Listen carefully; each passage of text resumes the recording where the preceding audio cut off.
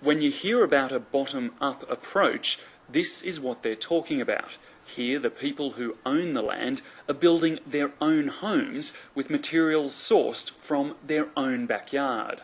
I think that within 10 years you could actually solve the housing problem.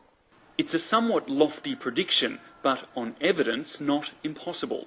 John Mofflin has spent the last 8 months roughing it in Arnhem Land, teaching the essential skills that could get these men out of a serious rut. Most of the men that came to this program came out of Berrima Jail. These are the conditions they lived in just a month ago, all too familiar images of squalor and despair. But now they are the proud builders of these living quarters, simple but starkly different to their previous home. You'll see here that they actually look after it.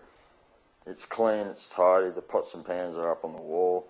It's not a mess. If this is the house that you built, if this is the house that you paid for with your hard-earned money, then you're going to look after it. It's the pilot project of the Jack Thompson Foundation, and this is the flagship.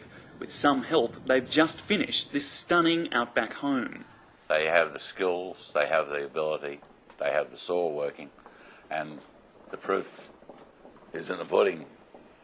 Under its indigenous housing project, the federal government is spending $672 million to build 750 new houses. It works out to a little under $1 million a house.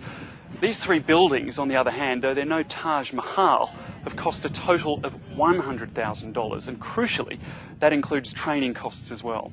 They now want to roll this project out across Australia. 36 homelands have already expressed interest. The foundation just needs the funding to get it going and the time to see it through.